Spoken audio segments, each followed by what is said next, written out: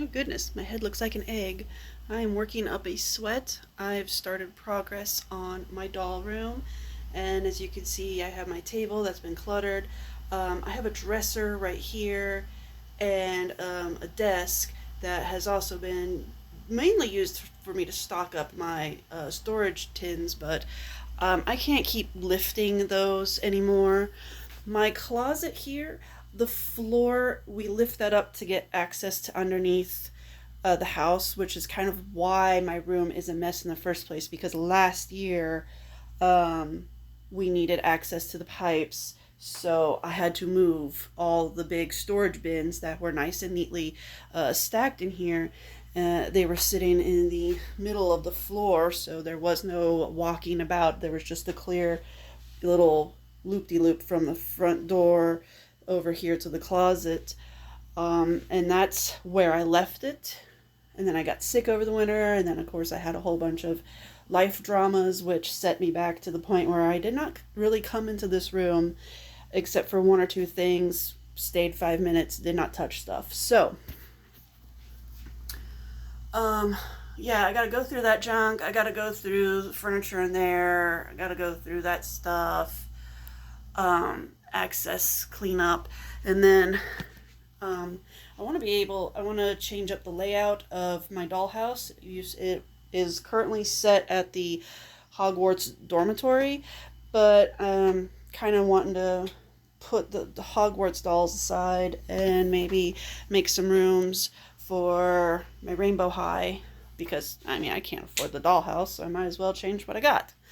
Um, I've also been going through a few things, changing up what I've got organized over here. As you can see, this one's mostly empty. And then I was filling up my shadow box over here with some stuff. So I've kind of got like this crazy ADHD pixie fairy mentality going on, where I am kind of doing a lot of projects at once, but it all is for the same goal, which is to get this doll room organized to the point where I can actually come in here, sit down in this chair, and work at this table doing crafts or doll reviews, and photos without it being a cluster F. So that means I need to have all these storage bins pretty much moved down to the garage or into the shed.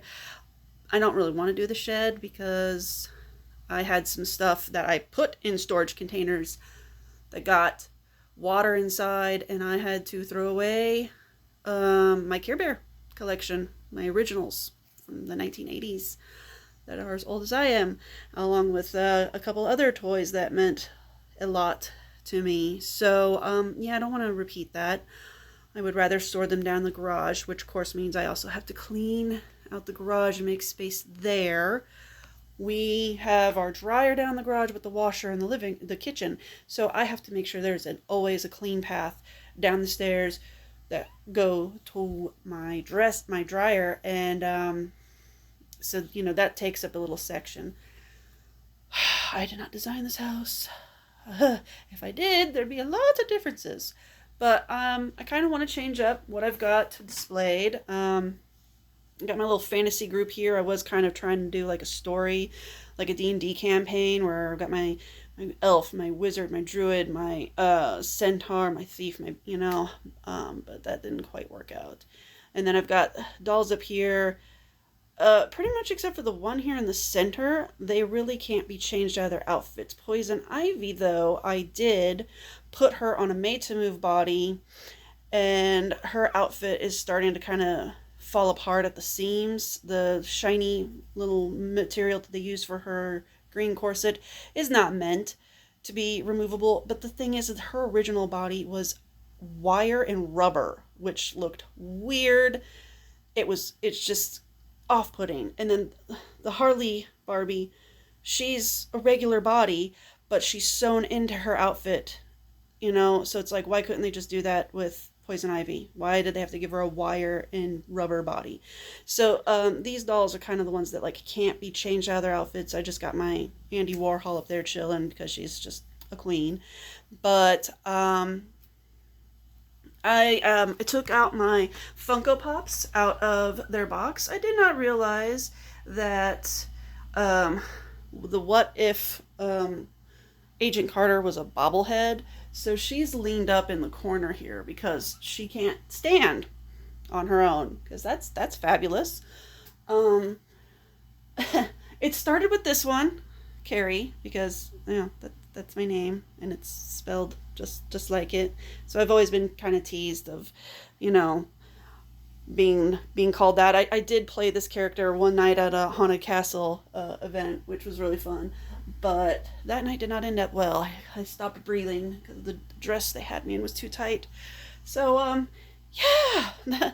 Anyway, it was a joke. It was like a gag gif, and then it just kind of went on to, hey, let's get her Funko Pops. So I'm like, okay, I guess I collect Funko Pops now. I got three all this holiday season, birthday and Christmas. I have two Maleficent ones. I've got them cleaned up right now because I was pulling out boxes, and the Purple Loves diaper box has got my Maleficent collection.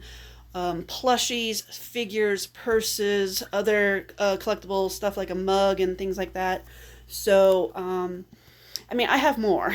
I have framed pictures. I even have this big puzzle, this 1,000 piece puzzle that I intend to do. And I would love to hang it up in that empty space there and cover up that part that wasn't painted when the shelf was installed. So, oh yeah, and I have that doll. Let's get the light going. She's in her, box. She's not going anywhere. She's safe. But so yeah, I have a lot of projects right now. My living room is almost an inaccessible mess. Just gonna, the light is off, but it's like, yeah, there's storage tubs and boxes. I'm going through stuff. I've actually already set aside Barbies and things that I'm no longer collecting, no longer really into that much, and I'm making some headway, and I feel good about it because I've started to look at some of this stuff, and I realized I kept some of it because it was given to me, and I felt like that I had like a sense of an obligation because it was a gift. And then I've kept stuff simply because it has the nostalgia of a childhood memory. So if you can see down here, this is the Mystery Squad, these four Barbies. I had the originals over 20 years ago when they first came out, and I ended up selling them along with my Generation Girls and other really top tier Millennium Barbies that came out that are now highly sought after and really cool simply because they were breaking boundaries with fashion and races. They weren't really branching out with skin tones, but at least they were really going out there with, hey, this character's French and this is Australian and whatnot with the international school. So I did buy those four to replace the ones that I had gotten rid of long ago, and I'm not going to get rid of them. I've already rebodied them on more articulated bodies. So that's an example of something that I'm going to keep simply because of nostalgia. But it's like my DC superhero girls, I think I'm going to go put them away and try to display another series of dolls. Maybe even stick the Harry Potter ones up there. So I'm just kind of like trying to reconfigure what I'm doing and what really means something to me, because I just kind of look at all this and I'm like, it is junk. I mean, what the hell am I doing with it? Am I really actively playing with it, posing it, using it? I mean, okay, this thing I'm totally getting rid of because I don't, it was just given to me. It's like a little ice cream cart thing, and inside there's like stickers and some plastic. So it's like, yeah, the Ruffle Truffle Candy Company. It's like, this is cute and homemade and all that, but it's not my thing.